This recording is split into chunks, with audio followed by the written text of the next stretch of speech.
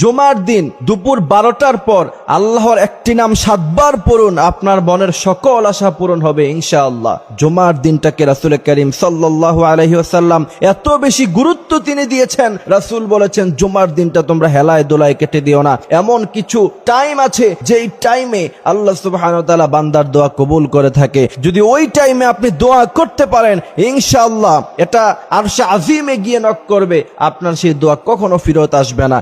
এই জন্য জুমার দিন হেলায় দোলায় না কাটিয়ে আজান হওয়ার সাথে সাথে মসজিদের মধ্যে চলে যাবেন এবং 12টার পরে আল্লাহর এই নামটি 7 বার পড়বেন এবং তার আগে ছোট্ট একটি দোয়া শিখিয়ে দিব, সেই দোয়াটা পড়বেন ইনশাআল্লাহ। 100% যদি আপনি মন থেকে দোয়া করেন, কথা দিচ্ছি আল্লাহ সুবহানাহু ওয়া তাআলা আপনার সেই দোয়া কবুল করবে। হযরত আনাস রাদিয়াল্লাহু তাআলা আনহু থেকে সম্ভবত হাদিসটা এসেছে যে তিনি বলছেন যে আমি একবার মসজিদের মধ্যে বসেছিলাম, রাসূল করিম সাল্লাল্লাহু আলাইহি ওয়াসাল্লাম আমার পাশেই বসা ছিলেন, আরেক ব্যক্তি পাশে বসে দোয়া করছিলেন যে আল্লাহ আপনি আমারে জান্নাত দিয়েন, আল্লাহ আপনি আমার দুনিয়ার জীবন সুন্দর করে দেন। রাসূল করিম সাল্লাল্লাহু আলাইহি ওয়াসাল্লাম বলেছেন, হে আনাস তুমি কি জানো যে আল্লাহ পাক তার সব দোয়া কবুল করে নিচ্ছেন? হযরত আনাস বললেন আল্লাহু ওয়া রাসূলুহু আ'লাম, আল্লাহ এবং আল্লাহ রাসূল ভালো জানেন। তখন রাসূল করিম সাল্লাল্লাহু আলাইহি ওয়াসাল্লাম বলেছেন যে ওই ব্যক্তি দোয়া করার আগে পড়েছে ইয়া হাইয়ু ইয়া কাইয়ুম বিরহমাতিকা নাস্তাগীস। তবে জানো আনাস, এই দোয়া পড়ে যদি কোনো ব্যক্তি দোয়া করে আল্লাহ পাক সাথে সাথে তার দোয়া কবুল করে নেয়। সুবহানাল্লাহি বিহামদিহি সুবহানাল্লাহিল আযীম।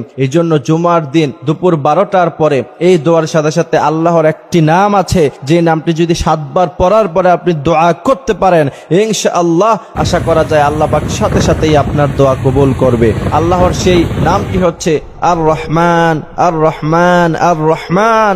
আল্লাহর এই নামটি আপনি 7 বার পড়বেন, তার আগে পড়বেন ইয়া হাইয়ু ইয়া কাইয়ুম বিরহমাতিকা নাস্তাগীস। আপনি এই দোয়া পড়ার পরে এরপরে আর রহমান আল্লাহর এই গুণবাচক নামটি 7 বার পড়ার পরে যদি দোয়া করতে পারেন ইনশাআল্লাহ আল্লাহ পাক আপনার মনের সমস্ত আশাই পূরণ করে দিবে।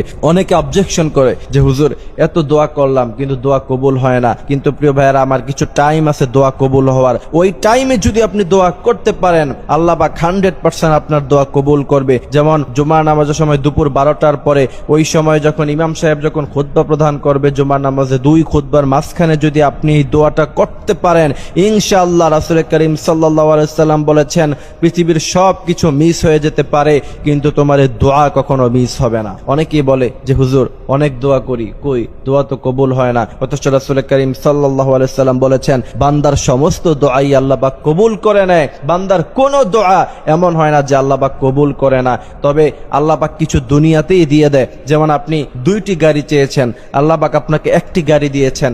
আপনি 2টি ফ্ল্যাট চেয়েছেন আল্লাহর কাছে, আল্লাহ পাক আপনাকে 1টি ফ্ল্যাট দিয়েছেন। রাসূল করিম সাল্লাল্লাহু আলাইহি ওয়াসাল্লাম বলেছেন ওই যে অংশটুকুন আপনাকে দেয় নাই কিয়ামতের ময়দানে কঠিন বিভীষিকাময় দৃশ্যে আল্লাহ পাক আপনাকে ডেকে বলবে বান্দা এদিকে আসো, ওই যে তুমি দুনিয়ায় 2টি গাড়ি চেয়েছিলে আমি তোমাকে 1টি দিয়েছিলাম, যাও আজকে আমি তোমাকে জান্নাত দিয়ে দিলাম। সুবহানাল্লাহি ওয়া বিহামদিহি সুবহানাল্লাহিল আযীম। তখন বান্দা চিৎকার দিয়ে বলবে আল্লাহ আপনি যদি আমাকে দুনিয়ায় কিচ্ছু না দিতেন তাহলে আমি আজকে কতই না খুশি হয়ে যেতাম। এই জন্য আমরা হতাশ হয়ে পড়ব না। আল্লাহ পাক বলছেন মুমিন যারা আছে তারা কখন হতাশ হয়ে পড়ে না, তারা দোয়া করতে থাকে।